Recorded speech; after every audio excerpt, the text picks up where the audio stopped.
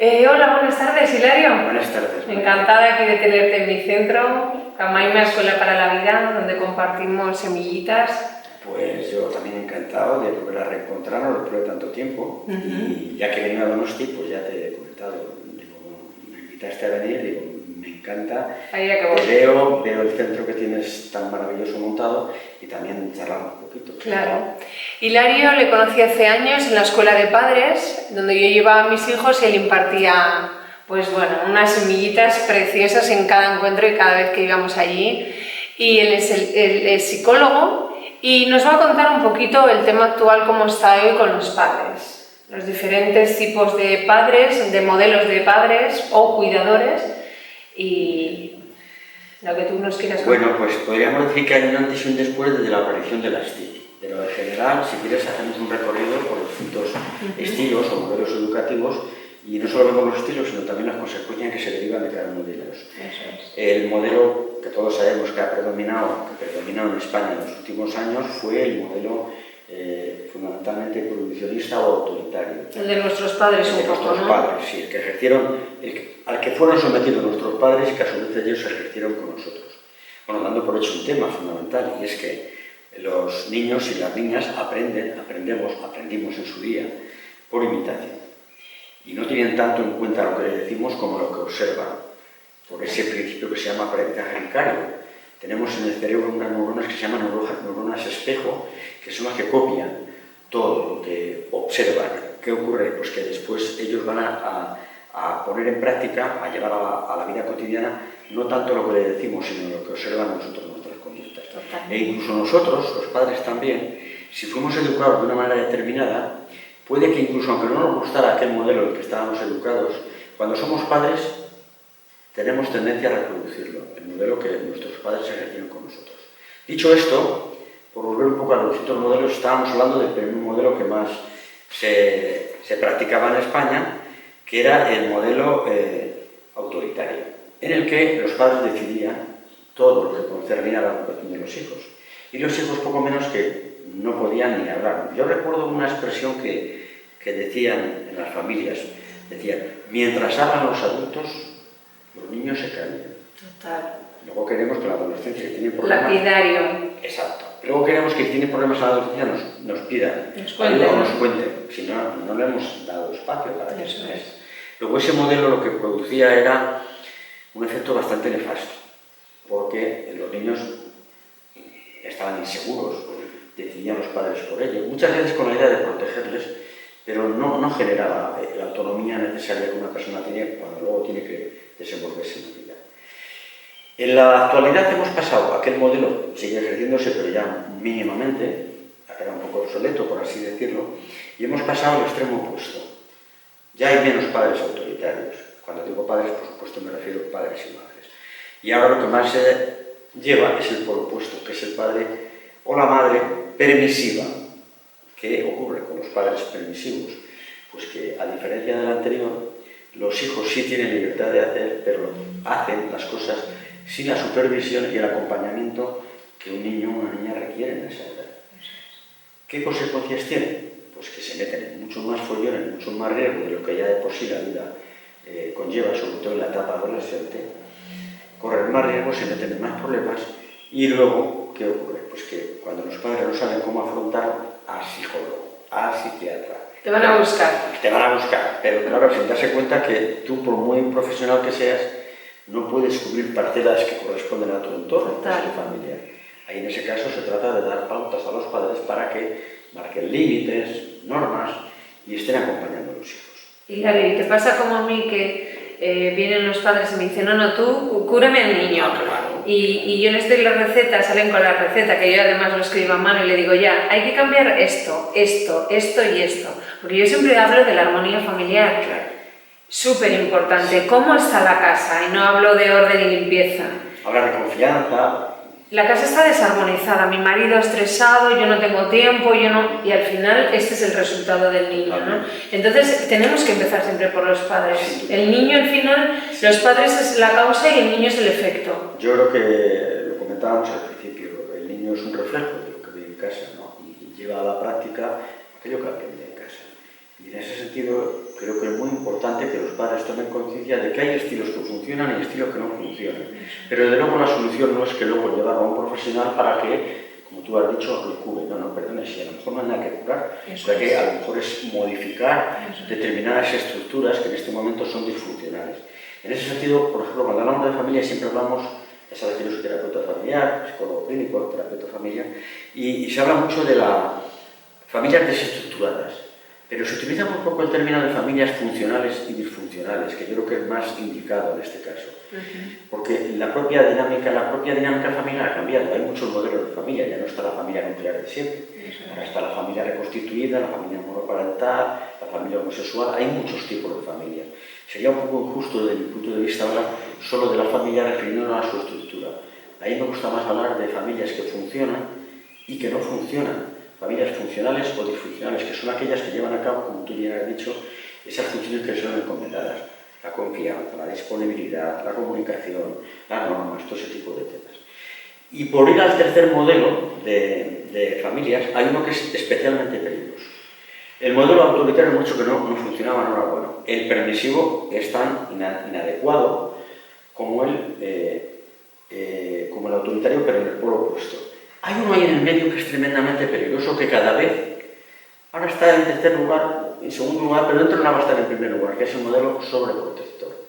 Es muy, muy peligroso, porque está basado en que los padres tienen que estar siempre demasiado encima de los hijos en cuanto a toma de decisiones, en cuanto a preocupaciones, en cuanto a tareas, en cuanto a la elección de carrera, estudios, ya casi hasta la eligen la novia o el novio, ¿no? Y claro, eso no puede ser así. Esos padres sobreprotectores están generando una total inseguridad en los hijos, pero lo que es más grave, están haciendo hijos dependientes. Totalmente. Y siempre hablamos de dependencias a drogas, dependencias a ti, dependencias al trabajo, dependencias al sexo, dependencias a los juegos, pero muy poca gente habla de las dependencias emocionales, y son las más difíciles de desmontar. Cuando en la familia los límites no están bien establecidos, cuando allí no hay autonomía por ningún lado, sino que todo el mundo, en este caso los padres, están decidiendo en todo momento por los hijos, esa sobreprotección, que en principio puede ser bien intencionada, no digo que no, a lo mejor lo que pretenden es protegerles, pero lo que les genera una total dependencia a los hijos respecto a los padres. Claro, yo lo veo como la sobreprotección, la hemos confundido con amorosidad, ¿no? Como le estoy poniendo constantemente el cojín para que no se caiga, creo que es lo más amoroso, ¿no? Y lo que mejor hago por mi hijo. Pero yo sí que con el tiempo he visto que lo que hacemos son hijos inútiles, hijos inseguros, llenos de miedo, porque los padres, incluso a veces yo lo veo, ¿no? Que le preguntas al niño y te contesta el padre o la madre, ¿no? Que hablan incluso hasta por ellos, ¿no? Luego, pues en esa inseguridad se generan unos niños tímidos, chavales con 50, 40, 50 años que viven con los padres que no saben freír un huevo, por decirte algo, o sea, cosas básicas que como siempre me ha hecho mamá o papá o mis cuidadores, no me he molestado en aprender porque, no ¿para qué, no? No he tenido obligación de hacerlo, ya lo han hecho por mí otros. Eso es especialmente delicado en la etapa de la adolescencia, que como todos sabemos tenía que estar acotada en el tiempo. Había un inicio de la adolescencia y una finalización. Y ahora actualmente, pues resulta que esa diferenciación que había, que era una etapa evolutiva claramente marcada, ya no está tan marcada, porque ahora hay actitudes y sobre todo comportamientos adolescentes cada vez a edades más tempranas. Hay cantidad de niños y niñas de 8, 9 y 10 años que ya tienen comportamientos y actitudes propiamente adolescentes. Pero eso por abajo, la adolescencia se comienza antes, pero es que por arriba a veces ni termina. Yo suelo decir en mis talleres, seguramente tú lo has escuchado alguna vez decir, que hay personas que les dan los 20, los 30, los 40 y siguen siendo adolescentes, e incluso yo conozco a alguno que falleció sin haber hecho el tránsito adolescente. Totalmente. O niños, no pasan ni adolescentes, niños. Porque a veces un adolescente toma más responsabilidades o tiene, pero se quedan, yo digo que son niños, o sea, adolescentes, niños con cuerpo de adultos. Totalmente. Entonces, ese modelo para mí es especialmente peligroso, el de las familias sobreprotectoras. Y más en una sociedad como la actual, donde están permanentemente la publicidad y todos los medios hablando permanentemente de los riesgos que hay, ¿no? En su día fue el VIH, después esto, ahora ha habido la pandemia, entonces los padres, ante ese miedo que le generan los cambios, la actitud suya, que por otra parte es bastante natural y entendible, es la de sobreproteger en exceso. Yo lo suelo hacer gráficamente, que es no dejar respirar a los hijos. Los quieren, como bien decías, tan amorosamente que no son ositos de peluche, pero los tratan como tales, con lo cual ese niño cuando tenga que salir solo a buscarse la vida se va a llevar muchas... No le da miedo, porque todo es nuevo y todo es... me falta la protección, ¿no? Es como salir a la jungla. Cuando tienen que enfrentar retos ya como personas adultas, pues van a buscar de nuevo la protección de los padres cuando ya no es procedente. Suelen ser familias que no permiten la emancipación de los hijos y si se emancipan algún día son emancipaciones fallidas, vuelven otra vez a la casa. Puede ser que vuelvan a casa directamente o que aproveche determinadas... Hay muchas familias que dicen, hijos ya casados con pareja y tal, y dicen, bueno, como pasaba por aquí, pues pasaba a veros, pero pasa todos los días, incluso algunas veces trae el tupper para llevarse luego la comida, o trae la ropa sucia. Eso es un buen ejemplo de un modelo sobreprotector. Luego hay un modelo que es especialmente también peligroso, que se da mucho en el ámbito escolar, en la relación entre la familia y la escuela, que son los padres encubridores. Es decir, le llaman del colegio del hijo o de la hija a los padres y no solo investigan a ver si realmente su hijo ha hecho algo improcedente o tiene alguna responsabilidad en algo que ha ocurrido, no, directamente le da la razón al hijo. Yo conozco muy bien a mi hijo, seguro que se han equivocado. Mi hijo no lo ha hecho y eso es muy peligroso porque está creando hijos que posiblemente desarrollen actitudes psicopáticas. Como tienen siempre al primo zumusor, que es su padre y su madre, que le protegen, se ven siempre amparados, y ahí sí que es también muy a tener en cuenta no caer nunca en esas actitudes, porque esos hijos son los que luego se convierten en lo que llamamos ahora hijos tiranos, que incluso ejercen la violencia contra sus propios padres cuando no satisfacen todos sus caprichitos. Muy peligroso. Y ya por decir un último modelo, hay muchos más, pero bueno, por resumir en estos 5, hay un modelo que es el modelo delegante, que son aquellos que dicen, no, si lo he traído aquí le he traído a mi hijo al instituto este, que es el mejor de IUN, para que ustedes me lo eduquen, porque la escuela es la que educa, pero primero educa a la familia. Totalmente. Y luego usted complementa, o el centro complementa los aprendizajes y los criterios educativos de la familia, pero el primer agente educador y educativo es la familia. No podemos delegar esa función que nos corresponde a los padres en otras instancias como puede ser la escuela o la sociedad. Claro, pero eso es lo fácil, ¿no? Buscamos la varita mágica, la pastilla milagrosa. Que alguien ajeno a mí me solucione la vida para no tomar yo la responsabilidad que me corresponde en algo que me pertenece. Pero es que incluso además es tremendamente civilino ese mecanismo, porque si luego sale algo mal, como ellos nos han comprometido, si lo que ha sido la escuela, la culpa la tiene la escuela. Claro. ¿Vale? Pero fíjate, me quito responsabilidades por todos los sitios. Ni de educar, y si sale algo mal, la culpa la tienes tú. Esos son los que luego traen ante cualquier motivo, porque el niño no se divierta, por ejemplo. Es que llora mi niño. Yo le digo, y por eso lo trae usted a consulta. Pero si llorar es muy sano, además no necesita. Llorar no necesita. ¿No? Que déjele que llore. Qué bien te quedas con una buena llantina, Además es una descarga emocional importante. Es una forma de canalizar los estados anímicos negativos. Total. Por lo tanto, habrá que decir a los padres que, les guste o no, hoy educar, si realmente quieren ser padres, es lo que llamamos paternidad responsable, si quieren ejercer una paternidad responsable, es estar ahí en cuanto a tiempo de dedicación, en cuanto a presencia física y, por supuesto, en cuanto a estar acompañando en el plano educativo y emocional a los hijos. Si no, mejor no haberlos tenido. Así de claro. Totalmente de acuerdo, Hilario, en todo. Y para cerrar, ¿qué sería lo ideal? ¿Qué podríamos decir a la gente? Hemos visto todos los modelos. ¿Cuál sería lo ideal dentro de lo que nosotros podamos hacer, ¿no? Porque padres perfectos, yo digo que no existen y existen a la vez, ¿no? Porque existe, lo hacemos... sin darse cuenta. Eso es, lo hacemos siempre lo mejor que podamos. Yo siempre lo digo, ¿no? Claro. Quitaros toda la culpa a todos los padres, o vamos a quitarnos toda la culpa, porque en cada momento lo hemos hecho lo mejor que hemos sabido. Lo que pasa es que a veces luego miramos atrás, es que allí hice, no, allí lo hiciste, no te culpabilices, como pudiste y supiste lo mejor que sabías. Yo creo que es importante esa pregunta que has hecho, porque la emoción, el sentimiento en este caso básico que se genera en los padres, generalmente es el sentimiento de culpa, porque siempre está el cuestionamiento, ¿lo habré hecho bien? ¿Lo habré hecho mal? Y como bien comentabas, educar es sembrar semillas, y las semillas no dan resultado un día para otro. Los que procedemos de familias de agricultores como yo, pues sabemos que hay que sembrar, pero hay que dejar que la lluvia riegue eso que has sembrado y luego fermente y crezca, ¿vale? Florezca. Y eso es un proceso a medio y largo plazo. Pero claro, en una sociedad mediática como esta, donde todo lo queremos de forma inmediata, hay muchos padres que quieren que la acción, o si quieres el resultado de la acción educativa, sea de hoy para mañana. Y eso es imposible. Hay que tener capacidad de espera y hay que darles tiempo a los hijos para que pongan en práctica eso que han aprendido. Eso por una parte. Y claro, más de una persona se estará preguntando, incluso se estará diciendo, yo encajo en este y en este modelo, pero ¿qué es ser un padre responsable, una madre responsable? Pues yo creo que ese sería el modelo adecuado a perseguir y al fin y al cabo, ¿cómo podríamos definir a ese padre o a esa madre responsable? Pues aquella persona, aquel padre, aquella madre que ejerce las funciones parentales que les son encomendadas, que por eso decidieron tener hijos, van buscando a los hijos, no han venido porque sí, ni tampoco han venido en París como nos contaban de pequeños, ¿verdad?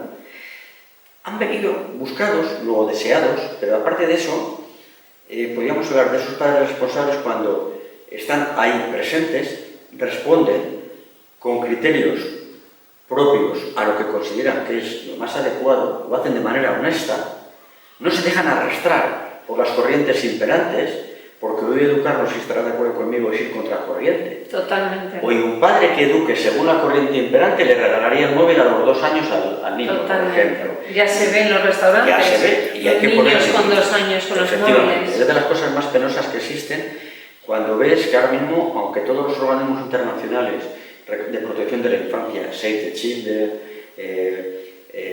UNICEF, la propia OMS recomiendan que nunca antes de los 14 años los hijos tengan acceso libre a Internet. Eso es lo que todos están de acuerdo. ¿Por qué? Porque el cerebro todavía no está perfectamente preparado para gestionar toda la información que obtienen, todos los contactos que establecen, todos los riesgos a los que se han sometido. Por eso recomiendan que nunca antes de los 14 años. Pero eso es una utopía, porque todos sabemos que aquí se regala el móvil a los niños y a las niñas cuando cumplen la comunión. Y ya me quedo a los 9 años, pero en muchos casos incluso antes. Luego, yo creo que se trataría de aprender a acompañar, poniendo límites en base al proceso evolutivo en el que están inmersos nuestros hijos y hacerlo de manera honesta. Unas veces acertaremos, otras veces no. Pero como bien decías, no hay padres perfectos. Luego, no intentemos ser padres perfectos, pero sí padres responsables. Y luego los frutos irán saliendo poco a poco. Démonos el tiempo para que esos frutos, esas semillas florezcan y seguramente lo veremos. Cuando menos esperemos, como bien comentabas, habrá un comentario de nuestro hijo cuando tenga 20, 25 años que diga, ahí va, ¿y esto? Y si recuerdas, digo, ahí va, si esto fue lo que yo le decía cuando tenía 13 y entonces no me hacía caso. O sea, la esperanza que tenemos, los que trabajamos con padres y madres, y con niños y niñas, con menores, es que todo lo que hacemos, todo queda. Pero queda lo bueno y lo malo. Ojalá podamos aportarles más cosas buenas. ¿De acuerdo? Así que, bueno. ¿Puedo añadir 2 cositas? Sí, claro, yo diría, añado, transmitirles con nuestro ejemplo, muy importante, esa educación, porque yo no puedo... Aprende por imitación. Eso es, pedirle a mi hijo que se ponga zapatillas cuando yo ando descalzo, ¿no? Por imitación. O que coma a la hora cuando yo, a la hora de comer, estoy en otras historias. O decirle que no utilice el móvil y yo estoy todo el día enganchado a las pantallas. Y luego otra de las cosas que añadiría sería, Hilario, la coherencia. Pienso, siento y actúo. No pienso de una manera, el niño me dice de otra, pero siento que no, pero entonces para que no llore, o entonces para que no me diga, o para no tener la bronca, hago otra cosa. Entonces al niño lo tenemos ahí al despiste, ¿no? Eso cuando establecemos límites es fundamental. Que sean límites que son razonables, adecuados a la edad y que además sean coherentes.